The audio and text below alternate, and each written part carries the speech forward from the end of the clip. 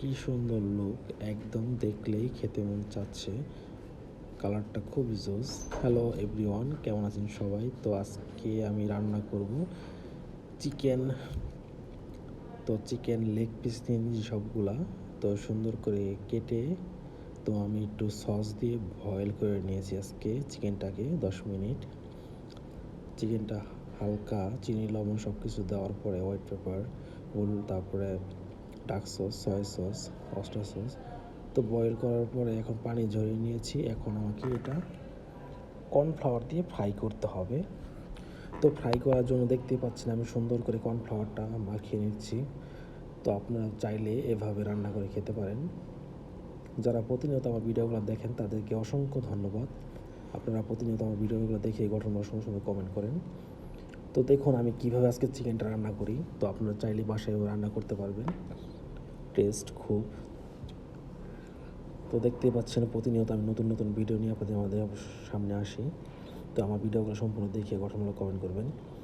তো চিকেনের সাথে আজকে নিয়ে দেখতে পাচ্ছেন ধনিয়া পাতা, তারপর পেঁয়াজ পাতা, তারপর কিছু ক্যাপসিকাম, কিছু পেঁয়াজ কেটে নিলাম। তো মোটামুটি আমার চিকেনটা ম্যারিনেট করা শেষ। ভালো করে কর্নফ্লাওয়ার দিয়ে মেখে ভাজতে হবে, তাহলে চিকেনটা মোটামুটি একটা ফ্রাই ভালো হবে। তো ফাইনালি আমার সব কিছু নেওয়া প্রিপারেশন ওকে। এখন আমাকে যেটা করতে হবে সেটা হচ্ছে চিকেনটা ফ্রাই করতে হবে। তো যারা আমার ভিডিওগুলো দেখেন তাদেরকে অসংখ্য ধন্যবাদ।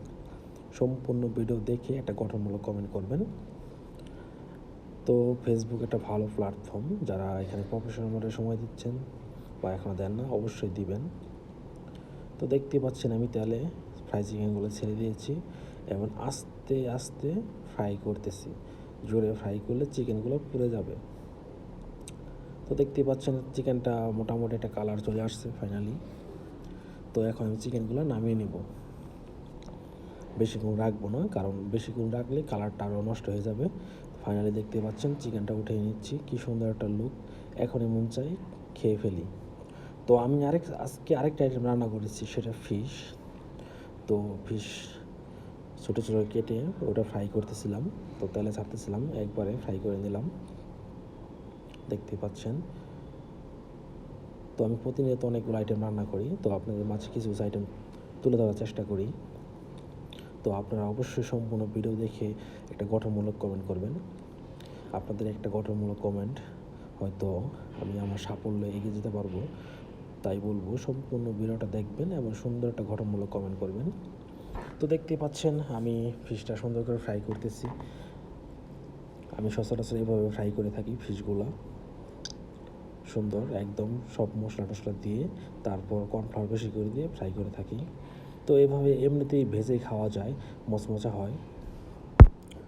তো এমনিতে এভাবে ভেজে খাওয়া যায়, মচমচা হয়। তো আপনারা চাইলে বাসায় এভাবে ভেজে খেতে পারবেন। তো এখন দেখাবো আমি চিকেনটাকে কীভাবে রান্না করেছি এত সুন্দর করে। তো দেখে থাকুন। ফার্স্টে আমি তেল নিয়ে নিলাম, তারপরে এখানে আদা রসুন, হজ, চিলি। তো এখন আমি দিয়ে দেবো ওই যেগুলো কেটে রাখছিলাম সেগুলো সবগুলো হালকা একটু ভেজে নিতে হবে, তাছাড়া কাঁচা কাঁচা একটা ভাব থাকবে।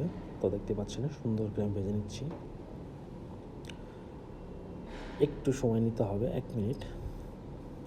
তো এখন আমাকে যেটা করতে হবে সেটা হচ্ছে এখানে জিরা ফাঁকি, তারপরে মরিচের গুঁড়া, এগুলো আমি দিয়ে দেবো হালকা করে।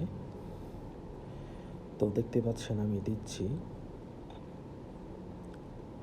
এই তো জিরা ফাঁকি, মরিচের গুঁড়া, হালকা একটা তেল দিয়ে দিলাম।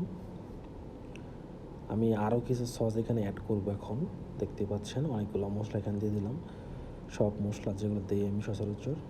এখন আমি চিকেনগুলোকে সুন্দর করে এখানে দিয়ে দিব, আর ভালো করে মিক্সিং করব যেন চিকেনগুলো মশলাগুলো ঢোকে ভালো করে।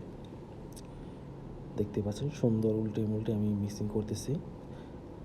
এভাবে মিক্সিং করার উদ্দেশ্য হলো যেন চিকেনটা ভালো মতন মশলাগুলো ভিতরে যায়। তো যারা প্রতিনিয়ত ভিডিওগুলো দেখে তাদেরকে অসংখ্য ধন্যবাদ। দেখতে পাচ্ছেন ফাইনাল লুক আমার, একদম খেলে মনে করেন যে তৃপ্তি হবে, অনেক taste. Thank you so much যারা এতক্ষণ ভিডিও দেখেছেন। সবাই ভালো থাকবেন, টাটা।